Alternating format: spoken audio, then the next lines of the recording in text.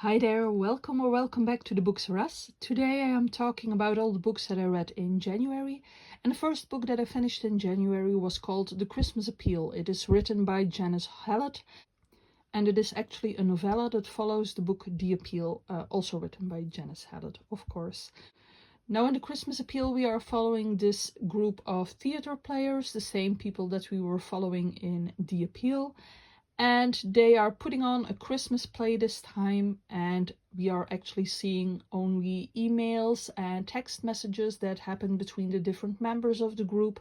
And through them we have to discover what is actually going on, because there is a lot of drama, especially about who runs the plays and props that are in the way and that are used. And during the first performance, a mummified skeleton appears, and we want to discover how it got there. Now, this book was not as greatly written as The Appeal was, but it was a lot more fun to read. It is definitely something fun to read if you have read the first book, and I would only recommend you to read this one if you have read the first book, because then you will know the characters and you will understand the references that are made. But if you have read that one, definitely read this one as well. The second book that I read was called Strange Sally Diamond, which is written by Liz Nugent. Strange Sally Diamond is about Sally, and when Sally's dad dies, she incinerates his body in the barn because she doesn't know any better. There is something strange going on with Sally, and we have to find out what is going on there while reading this book. First off, we start to understand that she was actually adopted, that her dad was not her real dad, and that her actual dad is not someone that you really want as a dad, to say the least here. Now, this book was very disturbing to read. It made me uncomfortable, but it did so really well. So it was very much accomplishing its goals. It is actually a very good thriller to read. The only thing I didn't really like about it was the ending. I think it could have been done a bit better, but despite that, it was a really, really good ride to go on.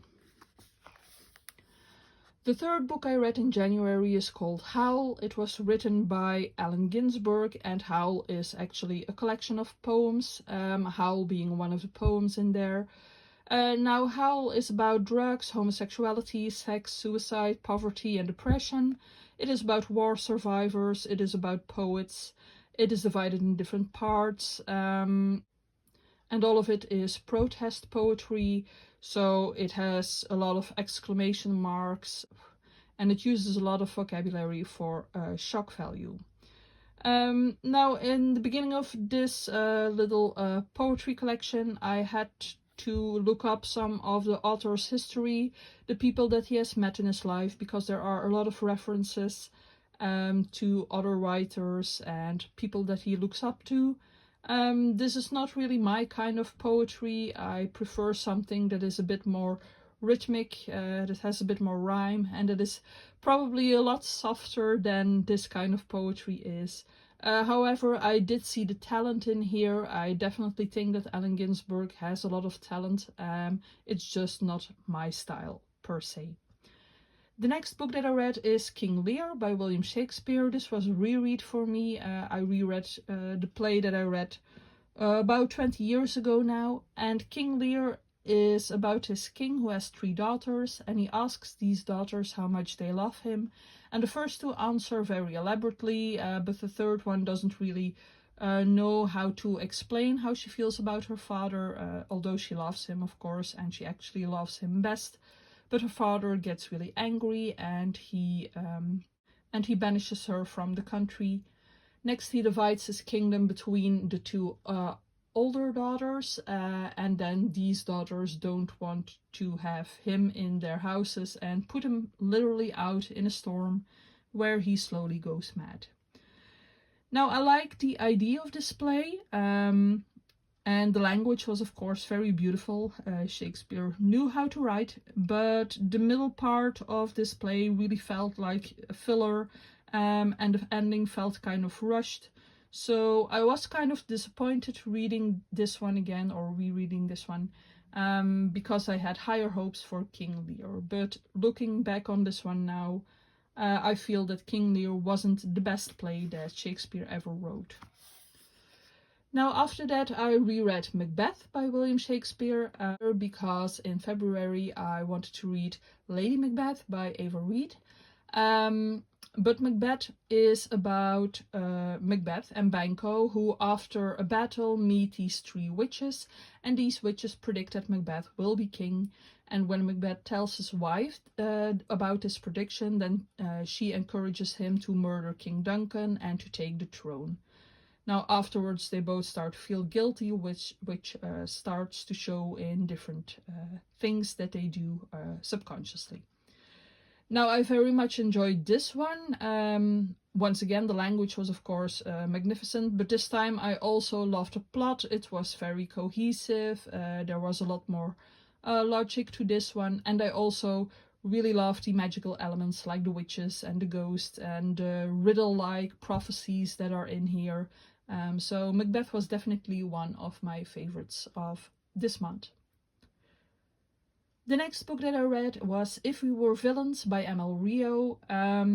This is about 7 fourth-year theater students who are at a university that only covers Shakespeare. They perform plays and sometimes they get too much into character. One of them dies and then another one of them is convicted, or is suspected at least, of this murder. But the mood grows more heavy until they start to snap and things will be revealed. Well, everything that actually happened will be revealed. Now I was very much looking forward to reading this one because I heard so many good things about this book. It has a very high rating as well on Goodreads. But in the beginning I did feel like the writing felt forced and the characters felt like 16-year-olds. It was very much set up as the most academia setting ever. It had all the elements that you think about when you think about academia or dark academia. I didn't like it when they performed Shakespeare plays without practice because it felt ridiculous that all of a sudden they would be able to do that without fault. I predicted everything, basically everything that was going to happen or who would have done what. And I did feel like the part after the murder fell a bit flat. And the ending that is supposed to be this really cool twist also fell flat for me because I didn't see the function of it. I didn't see a reason why it would have been like that or would have been set up like that. But I do think that the involvement in Shakespeare's writing was really well done, by which I mean that parts of Shakespeare that were introduced into the story were picked up well, were mixed in well with the ongoing story. And the 7th and last book that I read in January was Onyx Storm, which is the 3rd book in the Empyrean series by Rebecca Yarros. You have probably seen something about this one if you haven't read it yourself yet. It is all over the internet, all over the world.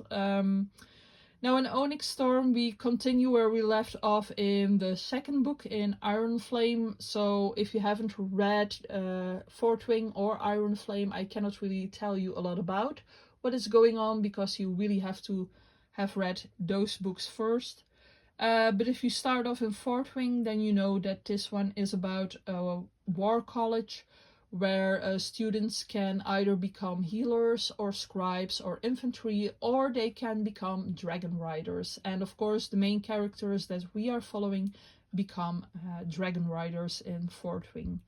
And then this book goes on about the war that is happening on the continent where they live and, well, all the politics that are going on.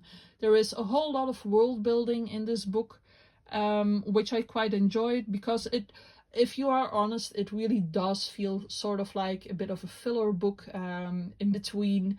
It's not like there are really enormous plot twists or really great, magnificent or really important elements that are happening here that you could not have sort of skipped over.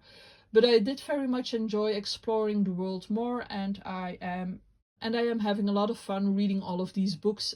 So So if you were into Fourth Wing and you were into Iron Flame, then Onyx Storm definitely continues what it started. That concludes everything I read in January. If you like this video, please give it a like, leave a comment if you want to. Please subscribe if you haven't done so already, because it would really mean a lot to me, and I hope to see you soon in another video. Bye!